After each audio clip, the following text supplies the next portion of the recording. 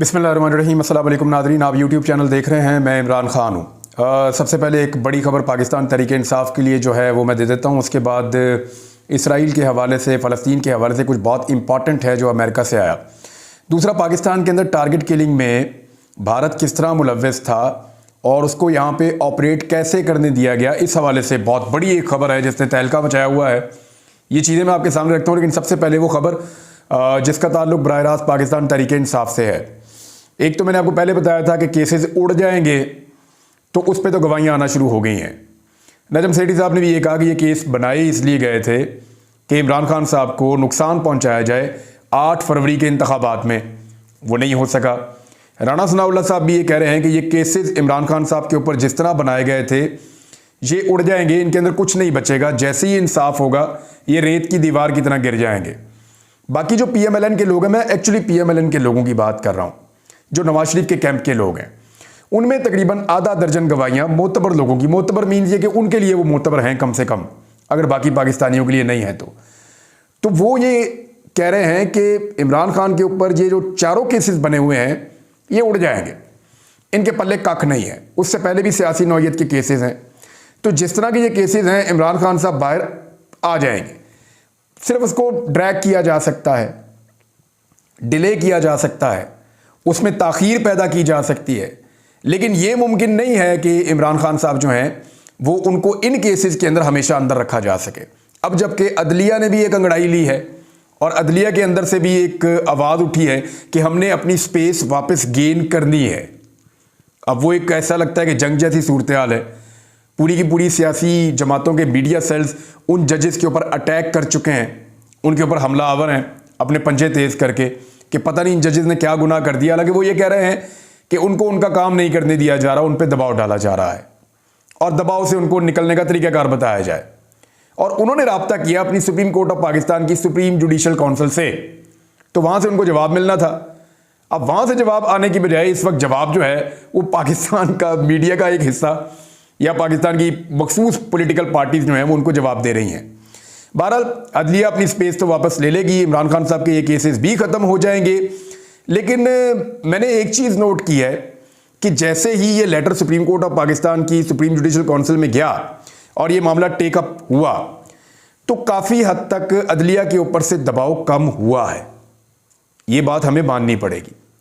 हमने इसको देखा समी इब्राहिम साहब के केस में कि जिस तरह अदालत ने फौरी तौर पर ऑर्डर किया और बड़ी सख्ती के साथ अदालत ने कहा कि फौरी तौर पे जनाब इसके ऊपर एक्शन लिया जाए, नहीं तो उन्होंने फिर वारंट गिरफ्तारी भी सीनियर ऑफिसर के सेक्रेटरी दाखिला के काबिल ज़मानत वारंट गिरफ्तारी जारी कर दी है अदालत ने समी इब्राहिम साहब के मामले में।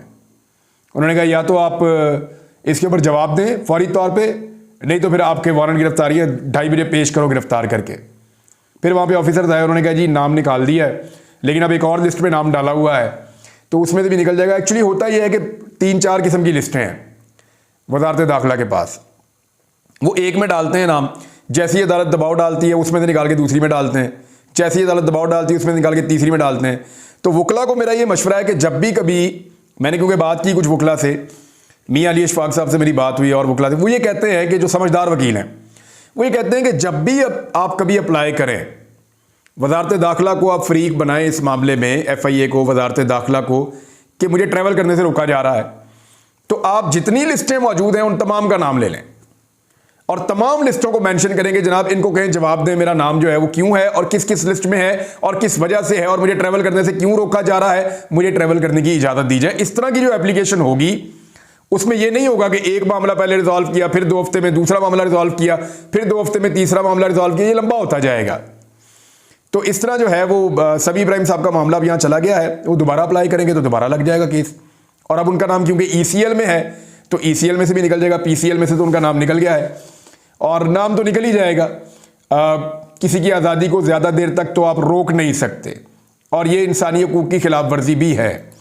जो बड़ी खबर है मैं आपके साथ शेयर करना चाह रहा था वो ये है, ये ब्रेकिंग न्यूज़ है पाकिस्तान तहरीक इंसाफ के लिए। होगा उसके साइन होंगे ना वहाँ पर, उसकी लिखाई होगी वहाँ पर। अब दूसरा जो फॉर्म 45 है दूसरे पोलिंग स्टेशन से आएगा, तीसरे पोलिंग स्टेशन से आएगा। एक पोलिंग स्टेशन के दरमियान जो फर्क है, फासला, वो कई किलोमीटर का है।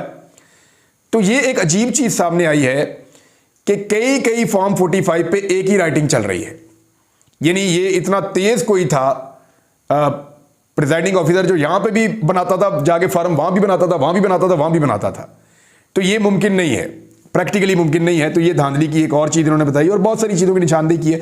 ऐसी चीजें सामने आती चली जा रही हैं।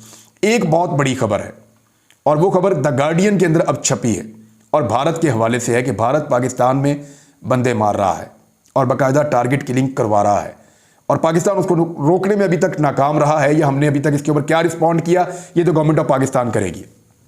लेकिन भारत ने पाकिस्तान में 20 अफराद के कत्ल के अहकामात दिए हैं। ये बरतानवी अखबार द गार्डियन ने इसका इंकशाफ किया है। इससे पहले ये बात हो चुकी है, मैं कई वीलॉग्स में ये बात कर चुका हूं। पाकिस्तान की गवर्नमेंट वक्तन फवक्तन इल्ज़ाम लगाती रही है, लेकिन अब द गार्डियन ने इसको स्टैंप कर दिया इस चीज़ को।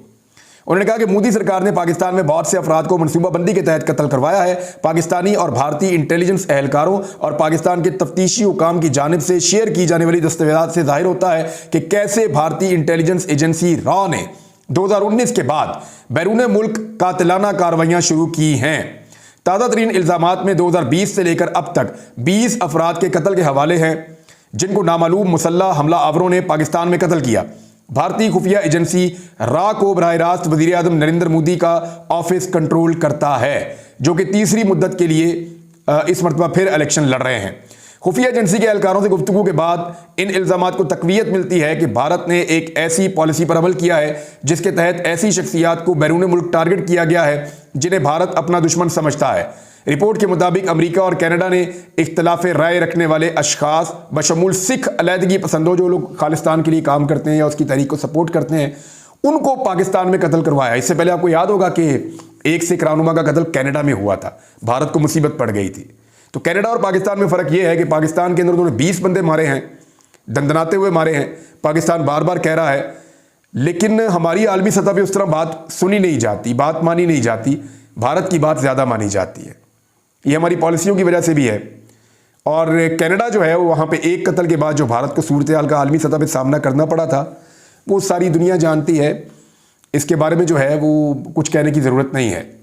माजिद निज़ामी साहब जो हैं वो ये क्लेम कर रहे हैं कि कराची में टारगेट किलिंग में मारा जाने वाला जैश मोहम्मद का अब्दुल जाहिद उर्फ इब्राहिम, ज़हूर मिस्त्री और नवाब शाह में कत्ल होने वाला लश्कर तैयबा का सलीम रहमानी, रावलपिंडी में फायरिंग से कत्ल होने वाला हिजबुल मुजाहिदीन का बशीर अहमद उर्फ पीर उर्फ इम्तियाज़ आलम, डस्का में एक और नाम लिखा है। बहुत सारे नाम लिखते हुए फिर बताया कि लाहौर के अंदर भी ये हुआ है कत्ल और लाहौर में टारगेट किलिंग का निशाना बनने वाला सरदार सिंह उर्फ परमजीत सिंह पंजवार, इसके बारे में मैंने एक वीलॉग भी किया था, आपको याद होगा। तो ये जो है गुज़िश्ता 2 साल में बंदे मारे गए हैं। 20 के करीब बंदों के नाम इसके अंदर मौजूद हैं और ये भारत ने पाकिस्तान में मारे हैं। ये बहुत अनफॉर्चुनेट है, इसका सद्देबाब होना चाहिए, पाकिस्तान को मुंह तोड़ जवाब देना चाहिए। उनको सेनेटर बनाया गया है, वो अपना काम पूरा करेंगे और चले जाएंगे। कल को PMLN कहेगी जी हमें तो काम करने नहीं दिया गया, हमारा तो वजीर खजाना जो है इसहाक डार था जो ज्यादा तबाही फेरता था, लिहाजा इसहाक डार नहीं था, वो बंदा किसी ने हमें दिया था, वो जिन्होंने हमें दिया था वो जिम्मेदार है इकोनॉमी की तबाही की, हम तो जिम्मेदारी नहीं है। वो अब से ये बयानियां बना रहे हैं।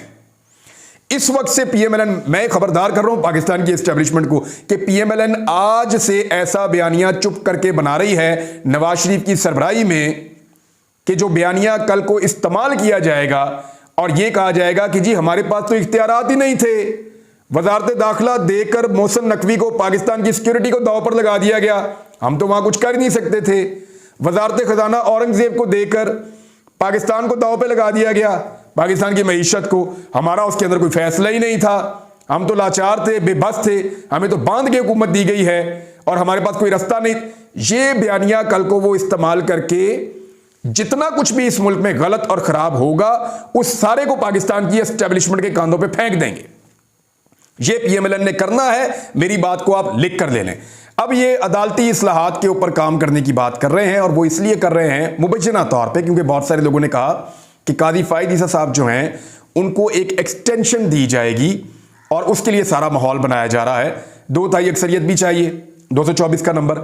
अब मामला यह है कि कादी फायद ईसा ने हर खबर को गलत खबर जरूर कहा, फेक न्यूज जरूर कहा, लेकिन इसके ऊपर उन्होंने गुस्सा नहीं किया या इसके ऊपर उन्होंने रद्द अमल नहीं दिया या इसके ऊपर उन्होंने किसी को बुलाकर नहीं पूछा कि भाई आप ये क्यों कह रहे हैं कि मुझे एक्सटेंशन दी जा रही है। इसकी उन्होंने तरदीद भी नहीं की। बहुत सारी चीज़ों की वो करते रहते हैं।